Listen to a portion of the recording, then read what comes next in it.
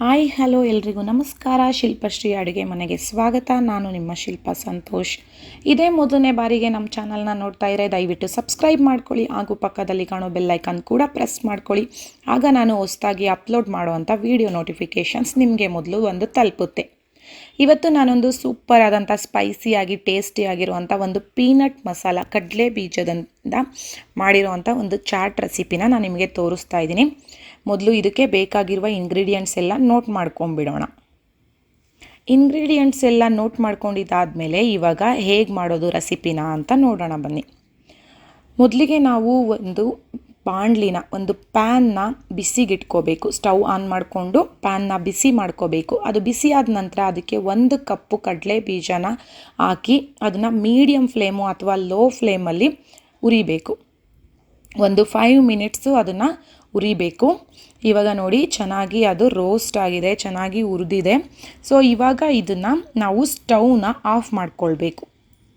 ಸಿಪ್ಪೆ ಎಲ್ಲ ಸ್ವಲ್ಪ ಅಲ್ಲಲ್ಲಿ ಬ್ಲ್ಯಾಕ್ ಆಗಿದೆ ಅಲ್ಲ, ಫ್ರೈ ಆಗಿದೆ. ಸೊ ಹಾಗಾಗಿ ಸ್ಟವ್ ಆಫ್ ಮಾಡಿಕೊಂಡು ಅದನ್ನು ತಣ್ಣಗಾಗಕ್ಕೆ ಬಿಡಬೇಕು.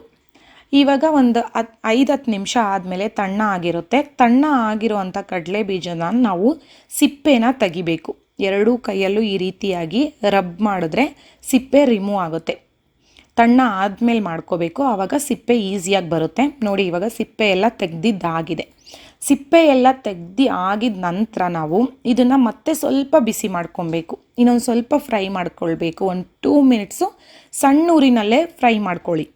ಸೊ ಒಂದು ಸ್ವಲ್ಪ 2 ಮಿನಿಟ್ಸ್ ಫ್ರೈ ಮಾಡಿದ್ಮೇಲೆ ಸ್ವಲ್ಪ ಕ್ರಿಸ್ಪಿನೆಸ್ ಬರುತ್ತೆ ಅದಕ್ಕೆ. ಸೊ 2 ಮಿನಿಟ್ಸ್ ಆಗಿದೆ ಇವಾಗ ಫ್ರೈ ಮಾಡಿ. ಇವಾಗ ಸ್ಟವ್ನ ಆಫ್ ಮಾಡಿಕೊಂಡು ತಣ್ಣ ಮಾಡ್ಕೊಳ್ಳೋಣ ಇದನ್ನು. ಮತ್ತೆ ಇವಾಗ ತಣ್ಣ ಆದಮೇಲೆ ಚೆನ್ನಾಗಿ ಕ್ರಿಸ್ಪಿಯಾಗಿ ಚೆನ್ನಾಗಾಗಿರುತ್ತೆ. ಇವಾಗ ತಣ್ಣ ಆಗಿದ್ದಾಗಿದೆ. ತಣ್ಣ ಆದ ನಂತರ ನಾವು ಒಂದು ಮಿಕ್ಸಿಂಗ್ ಬೌಲ್ಗೆ ನಾವು ಫ್ರೈ ಮಾಡಿರುವಂಥ ಕಡಲೆ ಬೀಜನ ಹಾಕ್ಕೊಳ್ಬೇಕು. ಹಾಕ್ಕೊಂಡು ಅದಕ್ಕೆ ಸಣ್ಣದಾಗಿ ಕಟ್ ಮಾಡಿರೋವಂಥ ಒಂದು ಮೀಡಿಯಮ್ ಸೈಜ್ದು ಈರುಳ್ಳಿನ ಹಾಕ್ಕೊಳ್ಳೋಣ. ಮತ್ತು ಒಂದು ಮೀಡಿಯಮ್ ಸೈಜ್ದು ಟೊಮೆಟೊ, ಅದು ಕೂಡ ಸಣ್ಣದಾಗಿ ಕಟ್ ಮಾಡ್ಕೊಂಡಿರಬೇಕು. ಅದಾದಮೇಲೆ ಒಂದು 3-4 ಚಮಚದಷ್ಟು ನಾಟಿ ಕೊತ್ತಂಬರಿ ಸೊಪ್ಪಿದ್ರೆ ಯೂಸ್ ಮಾಡಿ. ಕೊತ್ತಂಬರಿ ಸೊಪ್ಪನ್ನ ಹಾಕ್ಕೊಳ್ಬೇಕು. ಮತ್ತು ಇದಕ್ಕೆ ರುಚಿಗೆ ತಕ್ಕಷ್ಟು ಉಪ್ಪನ್ನು ಸೇರಿಸ್ಕೋಬೇಕು. ಅದಾದ ನಂತರ ಚಾಟ್ ಮಸಾಲ ಪುಡಿ 1 ಚಮಚ, ಖಾರದ ಪುಡಿ 1 ಚಮಚ, ಇದಿಷ್ಟನ್ನು ಹಾಕ್ಕೊಂಡಿದ್ದಾದಮೇಲೆ ಇದೆಲ್ಲದನ್ನು ಇವಾಗ ಒಂದು ಅರ್ಧ ಭಾಗದಷ್ಟು ನಿಂಬೆಹಣ್ಣು ಹಾಕ್ಕೊಳ್ಳೋಣ. ಟೇಸ್ಟ್ ಚೆನ್ನಾಗಿರುತ್ತೆ.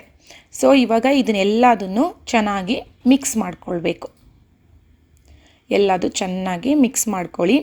ಸೊ ನೋಡಿ ಎಷ್ಟು ಈಸಿಯಾಗಿ peanut chaat masala is ready to serve.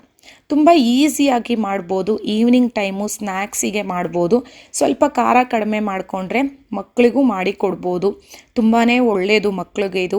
So ಈ ಈಸಿಯಾದಂಥ ರೆಸಿಪಿ ನೋಡಿದ್ರಲ್ಲ, ನಿಮಗೆ ಇಷ್ಟ ಆಗಿದರೆ ದಯವಿಟ್ಟು ಲೈಕ್ ಮಾಡಿ, ಶೇರ್ ಮಾಡಿ ಹಾಗೂ ಕಮೆಂಟ್ ಮಾಡಿ. ಈ ವಿಡಿಯೋ ನೋಡಿದ್ದಕ್ಕಾಗಿ ತುಂಬ ಧನ್ಯವಾದಗಳು ವೀಕ್ಷಕರೇ.